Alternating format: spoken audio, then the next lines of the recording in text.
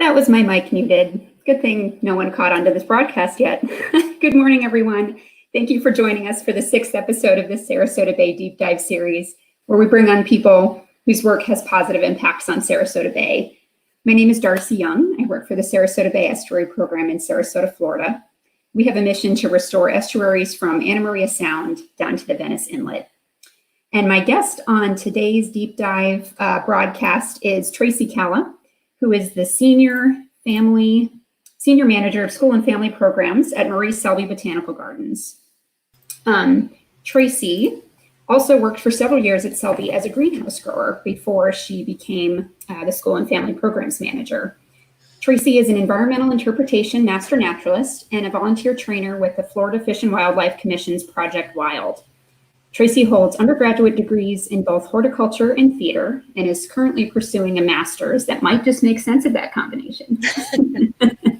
A lifelong outdoor enthusiast and plant nerd, Tracy is also a lifelong left-hander who likes her coffee strong and her puns intended. Welcome, Tracy. Hi, Darcy. Thanks for having me. Absolutely. It's great to have you on. And so, Tracy, maybe we could just start out quickly with what you do as the School and Family Programs Manager and what Selby's general educational mission is as a botanical garden that's on Sarasota Bay. Sure. Well, my job at Selby Gardens is, to use the words of other folks, all the kids stuff. So any educational programming that has as its audience youth, from preschool age all the way through college. So I'll do field trips, some outreach to schools. I do professional development for educators, both formal and non-formal educators, anybody who works with kids. I also do summer camp in our preschool program. So all of those things fall under my purview. So I'll do everything from scheduling a field trip and coordinating where the buses park, all the way to writing curriculum and leading field trips, and then, checking kids in for summer camp and writing lesson plans. So just from soup to nuts, all the stuff that has as its audience a youth in Sarasota and Manatee counties. Cool. Yeah, that's a big skill set. Definitely a full-time job. So when you have these school and family programs, what are you trying to get across to the students and families who come and visit you? I'd say our goal and our mission is really to inspire people and to help them to understand and appreciate plants. Especially epiphytes. We sort of major in epiphytes at Selby Gardens, but we also minor in native Florida and just in just the place of plants in our world. So we really would love to get anybody who visits to just appreciate and understand and see plants, because plants are our oldest ancestors, if you want to think about it. They're the base of the food chain. They're just the beginnings of every ecosystem. All life depends on plants. And so our goal is to help people to appreciate them and to understand how important they are, even in our lives as really modern urban people. Without plants, we wouldn't have this nice oxygen that we breathe. So everything from understanding that to understanding how a plant might be useful or medicinal, or how important it is to wildlife or the health of our environment in general. So it's kind of a big mission, but if I could narrow it down, I just really, for me, think my mission is to sort of impart a little love and enthusiasm for the plant world. So many people have, plant blindness is a word that people use to describe that blur, that green blur. And, we sort of know plants are out there, but so many folks don't have experience with them, or they haven't really developed the skills to see the individual plants and to understand them. And so if somebody comes to Selby Gardens and they see one plant that's really awesome, and then they want to learn more about it, or they get to see it everywhere in their neighborhood, that's a success to me. Yeah, I love that you learned that you use that term plant blindness. I think it's so important. And one of my favorite things about Selby Gardens is, obviously the location, which is gorgeous on Sarasota Bay, but also the way that the gardens highlight the native plants, many of which, are just growing naturally on the garden's property, like the big mangrove walkway that you all have, really highlighting that as a native Florida habitat. And I know that once I participated in a really fun activity that you did, looking at, how do we communicate the importance of mangroves just here in the mangrove forest? So maybe we can just chat through other ways that you help people engage with those native plants, those native Florida habitats on Selby's grounds. Yeah, I'm glad you mentioned that, actually, because the mangroves are one of my favorite features of the gardens, and they have become some of my favorite native Florida plants because they're just so cool and they are so important. And you did that activity where we talked about all of their ecosystem services and all of the functions that they perform. And so to really get to know them like that made me, even as a plant person, understand them and love them more. And I think that one of the ways that I try to help people to understand plants or to just appreciate our local environment is to make it interesting and exciting, and whatever that means for that person. And so here's a funny story. My sister, a long time ago, and I won't tell you how long ago, she took piano lessons, and she had this sort of piano 101 book, and the cover of the book said, "Interest is the greatest motivator." And that little phrase has stuck with me my whole life. And so my goal is to get any visitor, especially any kid who comes on a field trip or comes to, summer camp or comes on a Saturday with their family, to be interested in the plants that are at the garden, and thus interested in the ecosystems and the habitats that plant lives in or represents. And to have somebody interested in it is, I think, the first step to becoming a real steward of the environment and a lover of our local ecosystems. So if you come on a field trip with me, I try to follow the kids' body radar. What are they interested in?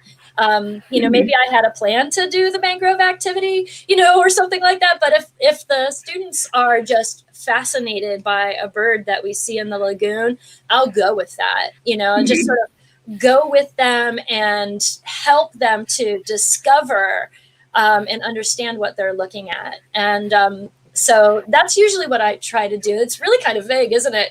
But I try to foster an interest and an enthusiasm and a love for what they're seeing and what they're experiencing. If they can smell it or touch it, so much the better. So if we look at, say, I don't know, a spider spinning a web in a bromeliad, and people are fascinated by that, I'll go with it, because my theory as an educator is that interest is the greatest motivator, and we protect the things that we love. And for all of us, like you and me and everybody that you've been interviewing in these deep dives, we came to what we do because we love the plants or the animals or the little niche, because we had an experience in nature that made us go, "Oh, that is so cool," or "That was so beautiful." And if somebody can have that wow moment, I think that's sort of opening a door to becoming an environmental advocate or even just an enthusiastic gardener. Yeah, I definitely agree with that. And I loved hearing you talk about a couple of those best practices, those techniques that you use, when you're with a group trying to figure out how to engage them. Do you have any others that you want to share? We talked about, kind of latching on to what people are looking at and making their passion. You also mentioned, using all of your senses. Yeah. And I find that a really powerful tool for adults too, right? Just listen to what you're hearing. What are you noticing? Trying to turn off those kind of fast firing parts of your brain and just being there and taking in things that may be happening around you all the time, but maybe you're not aware of. Yeah. I would say one of the things that I don't know, for better or for worse, kind of famous for is is sort of the non-traditional tour. I'm a giant kid. I mean, I have cartoon cactuses behind me, and so I try to make an experience in the garden like a childlike, sort of joyous experience, and there's a lot of wonder and exploration. And like a kid, I try to engage the physical as well as the cognitive. And so I use a lot of motion and emotion. And so if you're, coming with me on a tour, we might act out a bee pollinating a flower. Or if we're in the rainforest, I like to conduct the rainforest symphony, so I'll divide the students up into groups where one group plays the birds and another group plays the insects and yet another group plays the rain. And so those groups will reenact the sound of a rainstorm in the rainforest. So that way they can have more of an immersive experience and their whole body is involved with it. And all of that comes with a fair amount of storytelling. I'm very much a storyteller. I believe in the power of telling stories because it literally changes people's minds when you tell them stories. There's really cool research that shows what happens in the brain when you're listening to a story or when you're telling a story. And they've studied people who are listening and telling stories. And then when that story is moving along and the narrative builds, the reactions in the brains of the listener are the same as the reactions in the brains of the storyteller. And so you're sharing an experience with people and you're sort of literally changing the way their brain is firing and functioning at that time. And it just brings people along and they're so immersed in the story. And that gets people really interested and engaged as well, because they're using all parts of their brain rather than just the part of the brain that might listen to a lecture or watch a PowerPoint.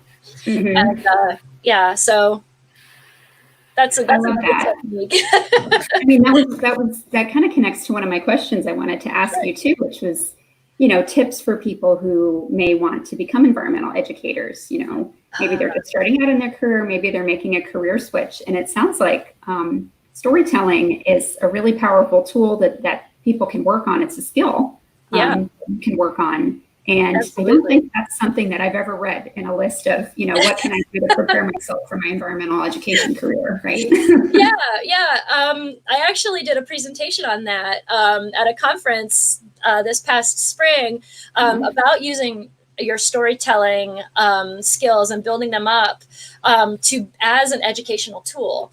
Because we all have stories about nature. Maybe they're our own experiences, something really memorable, maybe something really terrifying that happened in nature.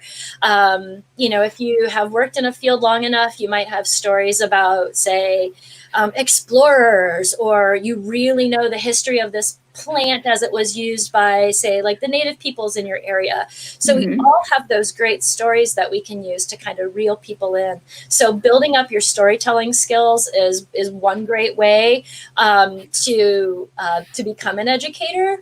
But I think as an entree into the field, one of the very, very best ways to do it is to become a volunteer. With an organization or at a location that interests you. For example, at Selby Gardens, I have a lot of really amazing volunteers that make my work possible. I have a group of, I'd say about a dozen really regular volunteers who help lead field trips. They're the ones who engage with the students who come. And it would be great if somebody who was considering a job in environmental education would volunteer, at Selby Gardens, of course, but any other organization that might interest them, and see if it's something that they like. See if it's something that, really speaks to them and helps them to build those skills.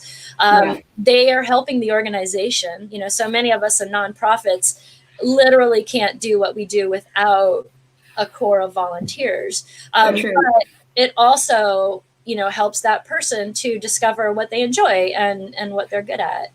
I'd say also, like, seek out every opportunity you can to learn something. There's a lot of free or very low cost ways to build up your content knowledge and to sort of discover that world. If you're a student, take an internship or take a class in something that may be a little bit interesting to you, and then you can explore it. Like, for example, we had an intern at Selby Gardens not too long ago who had gone to school with a particular major. And after their internship, they changed their major and wanted to study botany.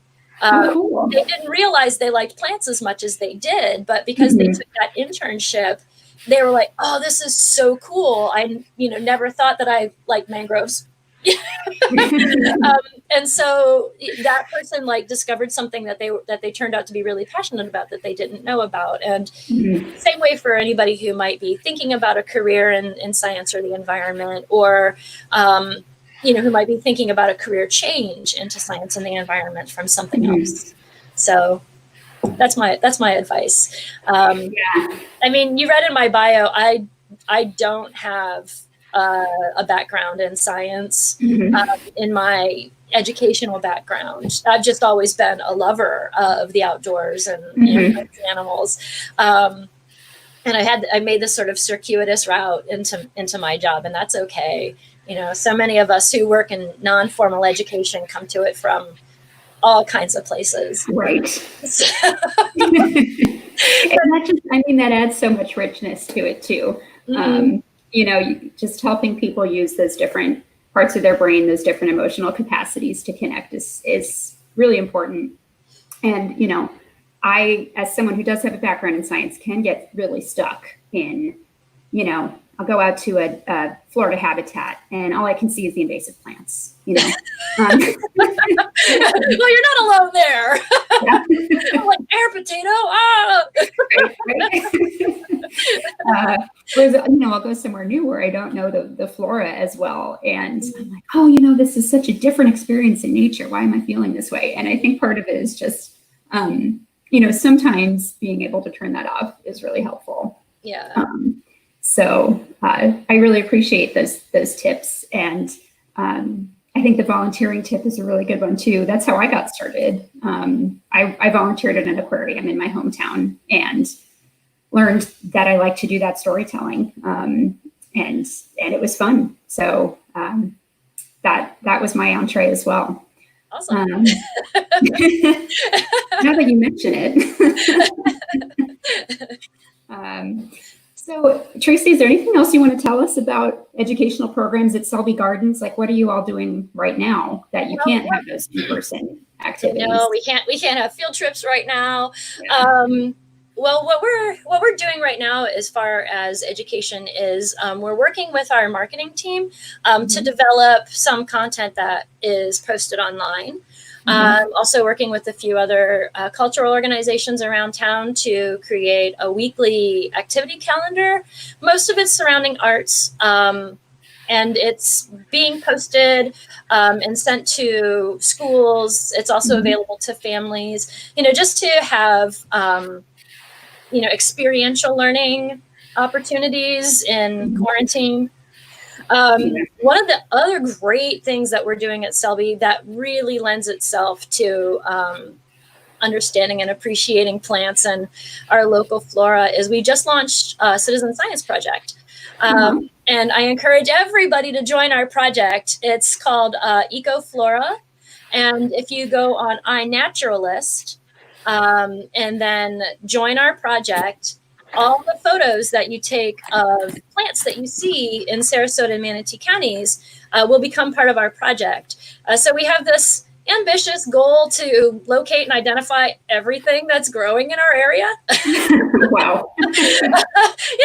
Nothing too ambitious. And we're focusing on, certain species. Every month we'll have a new challenge to sort of direct people's explorations. So for example, this month we're doing what's called the Tilly Tally. And so we're asking everybody who's part of our project to go out into their neighborhoods and safely take photos of all the epiphytic tillandsias that you see.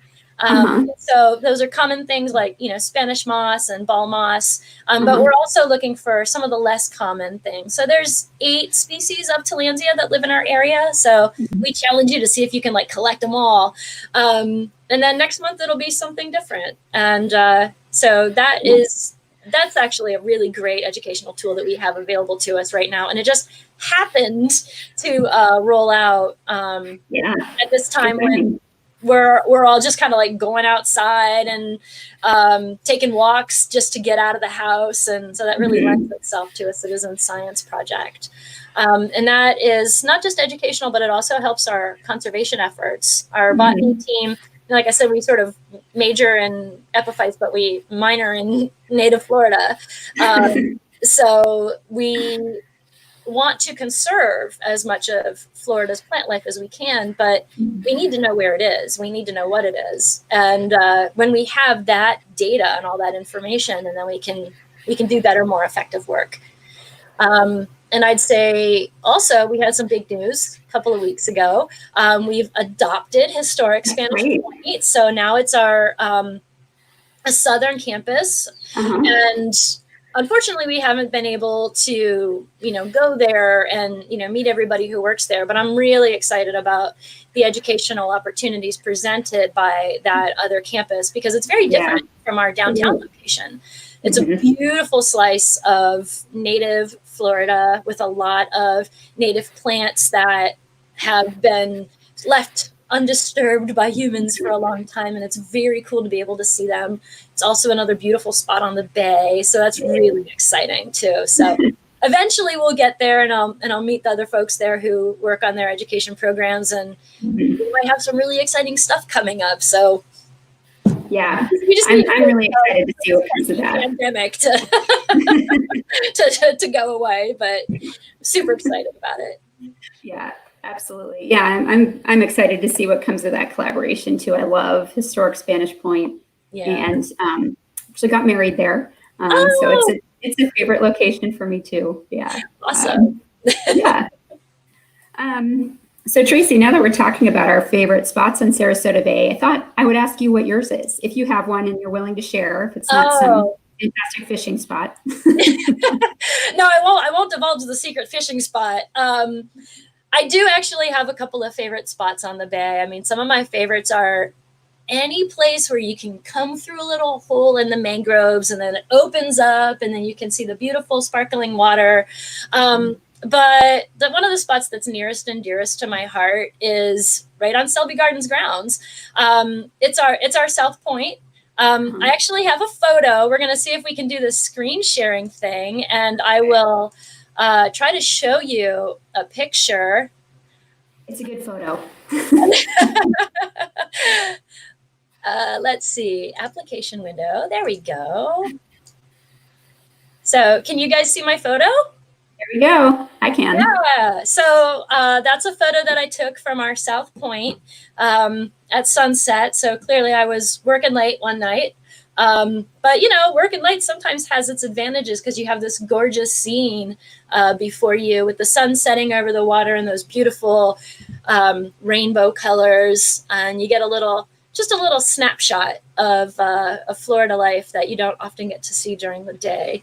But what I think is really special about that spot is this gorgeous tree that we have in that location. It's called Ficus religiosa. It's the bow tree. It's the tree that Buddha sat under and achieved his enlightenment. And that tree to me is just so special because the leaves are this interesting teardrop shape. And in the wind, they flutter in a really beautiful way that sounds like raindrops on a roof. And for me, that is just a magical experience. And I love that spot when the wind, is blowing just gently and you can see the birds and the sunshine on the water and you listen to those leaves fluttering. It really does just sort of transcend your everyday reality. And that's my favorite spot on the bay. Tracy, you brought me there. I was there with you. That's a perfect example of your storytelling skills right there. Oh, well, thanks for coming along on my journey. Yeah, thank you for that beautiful vision. I had another image that I wanted to share, but it was like crashing my computer. I often take students there when they come on field trips and we all sit under the tree and we close our eyes and we just listen and we breathe in the good air and let out all of our worries and cares. And it's such a magic moment, and especially with like kindergarten or first grade kids, to have everybody, I promise you, everybody closes their eyes and they're all quiet for a few minutes. And it's just, I don't know, it's unlike anything else. And I think it's just the magic of that spot. Yeah. Awesome. Well, Tracy, thank you so much for joining us. Yeah, thanks for having me. Yeah, I picked up some great tips from you, and it's always so much fun to talk with you.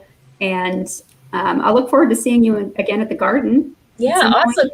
Hopefully soon. So thanks for having me again, Darcy. Absolutely. And thank you everyone for joining us. Again, that was Tracy Calla. She's the Senior Manager of School and Family Programs at Marie Selby Botanical Gardens. And I hope you all join us for my next deep dive episode this coming Thursday. It's going to be at 1:00 p.m. this time. We're going to try a new time. And I'm going to be interviewing Dr. Abby Turna, who is the Water Resources Extension Agent for Sarasota County. And Abby and I will be talking about wetlands because May is American Wetlands Month. So thanks again to Tracy and our audience. And I'm going to go ahead and put our schedule for the rest of May up so that y'all can see it. And hopefully I'll see you Thursday.